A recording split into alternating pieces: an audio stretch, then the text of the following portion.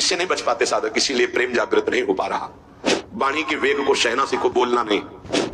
बहुत संभालो अपनी ऊर्जा शक्ति को।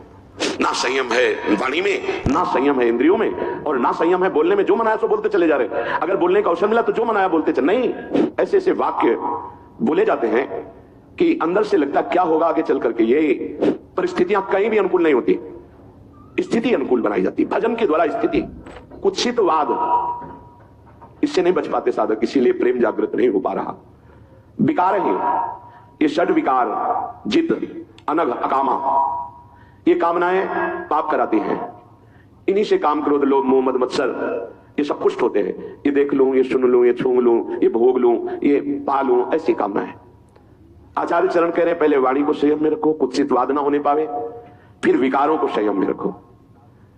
पूज्यपाद श्री उड़िया बाबा जी महाराज, यदि तुम परमार्थ वस्तु को पाना चाहते हो तो जो महापुरुषों ने कहा है उसे सुनो। वाचो वेगम, मनसः क्रोध वेगम, हिंसा वेग, मुदरोपस्थ वेगम, एतान वेगान सहते यस्तु विद्वान, निंदा चास्य हृदयम नो भान्या। बाबा कह रहे हैं यदि प्रेम रस या तत्वबोध चाहते हो तो वाचो वेगम, वाणी के वेग को सहना सीखो, बोलना नहीं। बहुत संभालो अपनी ऊर्जा शक्ति को। ये उपासक इस विषय पर नहीं ध्यान दे पाते। जब देखो दो लोग खड़े बात कर रहे हैं, क्यों बात कर रहे हो? या तो भगवान की आज्ञा की बात करो। बोधयंता परस्परम कथयन्ति च माम नित्यम तुष्यन्ति च रमन्ति च।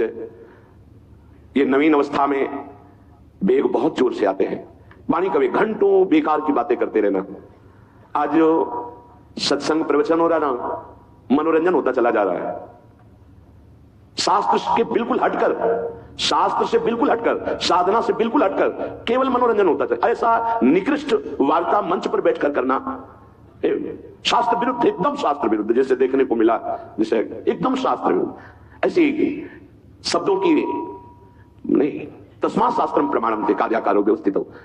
ना संयम है वाणी में, ना संयम है इंद्रियों में, और ना संयम है बोलने में। जो मनाया सो बोलते चले जा रहे। अगर बोलने का अवसर मिला तो जो मनाया बोलते चले। नहीं, वाचो वेगम, वाणी के वेग को संभालते हुए शास्त्र सम्मत बोलने की बात। एक भी मन भंजन की वार्ता नहीं होती। इंद्रिय, मन, इनको केवल प्रफुल्लित कर दे नाच गा के बजा के। आचार्यों की वाणी ऐसी नहीं रही, महापुरुषों का उपदेश ऐसा नहीं रहा। प्रार्थना मान लीजिए, ऐसी वाणी सुनिएगा मत, कान में अंगुली डालिए और चल दीजिए, नहीं तो भ्रम पैदा हो जाएगा। अगर शास्त्र सम्मत वार्ता नहीं है तो कोई भी बोल रहा हमें नहीं सुनना चाहिए। ये प्रवचन, ये सत्संग, ये श्रीमद् भागवत का साप्ताहिक अनुष्ठान, ये जगत मंगल के लिए है, ये मनोनिग्रह के लिए है, ये इंद्रिय निग्रह के लिए है। ये मन और इंद्रियों को प्रफुल्लित करके विषय रस में डुबोने के लिए नहीं है, भगवदानंद के लिए। ऐसे ऐसे वाक्य बोले जाते हैं कि अंदर से लगता क्या होगा आगे चल करके। ये और बड़े बड़े टाइटल शब्द आगे लगते हैं। अब ये बेचारे लोग न जो शास्त्र को जानते हैं, न सिद्धांत को जानते हैं, न साधना को जानते हैं, बस उनको भी लगा चलो 2 घंटे हंस खेल लिए। अरे ये जो मंच होता है, ये जो उपदेशक का पद होता है, ये जीवों के परम कल्याण के लिए होता है। वाचो वेगम, वाणी को थोड़ा शासन में रखिए, वाणी को शास्त्र सम्मत बोलिए। ये मनोरंजन का क्षेत्र नहीं होता सत्संग प्रवचन। इसमें जो सुन के जाए वो उदास हो जाए, हाय मेरा जीवन इतना व्यर्थ चला गया, मैं जान नहीं पाया मुझसे ये गलती हो गई, मेरे जीवन में ऐसा कैसे हो गया, ये चिंतन चलना चाहिए। वो सत्संग सुन के आ रहा है, वो सत्य में चिंतन में अपनी वृत्ति को लगाने की चेष्टा करने लगे। वाचो वेगम, बिल्कुल स्वयं में 5 मिनट बैठकर भगवदानंद की स्फूर्ति की लालसा नहीं। एकादश स्कंद श्रीमद् भागवत का आपको कहीं बड़ा दुर्लभ विषय हो रहा है। बस जिन बातों से कैसा दृश्य उपस्थित किया जाता है, सत्संग का बिल्कुल एक तरह से रूप ही बिगाड़ता चला जा रहा है। जहां शरीर राग मिटाने की बात आती है वहां शरीर श्रृंगार, जहां विषय राग मिटाने की बात आती है वहां विषय, जहां चित्त को प्रभु से जोड़ने की बात आती है वहां चित्त को विषय से जोड़ने की बात, धन से जोड़ने की बात। कैसे बात बनेगी? ये शास्त्र संसार के सत्यत्व का भ्रम मिटाने के लिए है, प्रभु में सत्यत्व बुद्धि दृढ़ करने के लिए है। आज का ये स्वरूप वाणी का ज्ञान नहीं है। जब तक आप त्रिकाल संध्या नहीं करते, जब तक आप गायत्री अनुष्ठान नहीं करते, जब तक आप मंत्रानुष्ठान नहीं करते, आप शास्त्रों की बातों को नहीं समझ सकते। ये ऐसा नहीं कि तुम पीएचडी करके और फिर गीता और भागवत और इन शास्त्रों पर नहीं, आचार्य परंपरा है, मंत्रानुष्ठान है, गुरु कृपा है, उनसे नहीं तो बहकता चला जा रहा है। प्रसंग क्या है? बहकता चला जा रहा है। बहुत श्रवणेंद्री को संभाल करके सुनो, क्योंकि वाणी के वेग को संभाल पाना ये मंत्रवेत्ता की ही बात हो सकती है। याद आ रहा है महाभागवत पूज्य श्री रामचंद्र डोंगरे जी महाराज कन्नौज में गंगा किनारे भ्रमण कर रहे थे। उस समय से क्या कथा का स्वरूप, जितने सब समाधिस्थ भाव में सबके आंसू, और आपके सामने ठाकुर जी विराजमान, उन्हीं पे एक टक लगाए, आंसुओं की झड़ी चल रही, जो चढ़ा हुआ वहीं छोड़ दिया और चल दिया। ये परमहंस।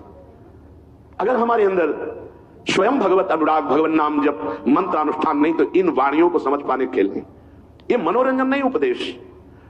वाचो वेगम जो उपासना के शोभान पर चढ़ना चाहता सबसे पहला है कुत्सितवाद हरिवंश महाप्रभु। यहां वाचो वेगम, वाणी का वेग आता है बोलने का। उपासक को चाहिए मौन के द्वारा इसको संयम मिले, उचित शब्द। अगर कोई बात कर रहा है तो उचित है बोलना तो ठीक, नहीं तो मौन।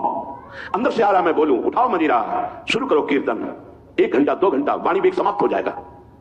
लेकिन विपरीत दिशा में बोलना, विपरीत दिशा में व्यर्थ की बातें अगर करने का स्वभाव है तो उसे छोड़ दीजिए, ये आपके जीवन के लिए बहुत घातक है। अगर आप नाम जप करते हैं, मानो हृदय को आप धो रहे हैं। आप प्रपंच की वार्ता करते हैं तो मानो हृदय को गंदा कर रहे हैं। कितना कठिन है नाम जप करना। आप 11 माला 21 माला या आप निरंतर अभ्यास कर रहे हैं, थोड़ी देर आप गंदी बातें कर लिए, निंदा स्तुति की, प्रपंच की, नाना प्रकार के रजोगुण बढ़ाने वाली बात, वो आपके हृदय को गंदा कर दिया। कुत्सितवाद, वाचो वेगम, वाणी के वेग को शासन में लीजिए। और मनसा, मनोवेगम, मन का वेग आता है। ये देखो, ये भोगों, आदि आदि संकल्प विकल्प, इसके वेग को सह जाओ। कुछ नहीं बोलना, सहने का मतलब होता है कुछ नहीं बोलना। मन कह रहा मुझे ऐसा करना है, मुझे ऐसा करना है, मुझे ऐसा, कुछ नहीं बोलना। कुछ भी उसकी जलन जो हो रही है किसी से नहीं कहना, शांत गंभीर, खत्म। पर उपासक क्या करता है, जो कच्चा उपासक है, नहीं नहीं अब मेरे मन में आ रही, मेरे मन में जलन हो रही, मुझे ऐसा करना है, मुझे ऐसा नहीं। शांत, ना बोलना है जो मन में आ रहा है, ना उसकी जलन पर ध्यान देना है, अपने मंत्र नाम उपासना कर्तव्य में लगे रहो, शांत हो जाएगा। इसके शांत करने की युक्ति है, इसे मतलब मत रखो। जैसे एक पागल आदमी रोड में खड़े तुम्हारे ऊपर कंकड़ फेंके, थूके, गाली दे, तो अपने लोग क्षमा भाव से, क्यों पागल है, ऐसे मन भी पागल है, इसके निर्णय पे ना हो। ये क्षण क्षण में बदल, इसको भजन से मतलब नहीं है, इसको क्षण क्षण में नवीन नवीन प्रपंच चाहिए। ये मनसा वेगम, मनोवेगम, इसका स्वरूप यही है, यही बंधन और मोक्ष का कारण है। ये क्षण क्षण में प्रपंच चाहता है। 5 ज्ञानेंद्रियों के द्वारा ये जाल रचा करता है जीव को फंसाने का। जहां हो, जैसी परिस्थिति में हो, बहुत अच्छी परिस्थिति भगवान ने दी, उसी परिस्थिति में भजन कर ले जाओ। परिस्थिति बदलने की जरूरत नहीं है, भजन करने की जरूरत है। भजन कर ले गए तो स्थिति बदल जाएगी, परिस्थिति नहीं। परिस्थितियां कहीं भी अनुकूल नहीं होती, स्थिति अनुकूल बनाई जाती। भजन के द्वारा स्थिति, जीवन में कभी कोई परिस्थिति ही ऐसी नहीं रही जिसमें भजन किया जा सके। जीवन में पूरे, अगर पूरे जीवन के तारतम्य को देखते हैं तो एक कष्ट की वेदी पर स्वाहा ही स्वाहा होता रहा है। जीवन की आहुति केवल कष्ट पर, और आज भी कष्ट ही कष्ट। फिर आप सोचोगे सुख किसे कहते हैं? ऐसे कांटों वाले पेड़ पर ऐसा सुगंधित फूल खिलता है कि जिससे परमात्मा मुग्ध हो जाता है। जीवात्मा नहीं, परमात्मा मुग्ध हो जाता है। वो ये मार्ग है। उस सुमन को लेकर वो अपने श्रृंगार में लगा लेते हैं। सुमन, सुंदर मन, ये कांटों पे खिलता है। जैसे गुलाब का फूल कांटों पे नहीं खिलता, हाँ ये कांटे हैं। हर द्वंद की पीड़ा को सहता हुआ जब उपासक आगे बढ़ता है तब सुमन खिलता है। उस सुमन को प्रियाजू अपने केस पास पे धारण करते हैं, उस सुमन को प्रियाजू अपने कर कमल में लेते हैं।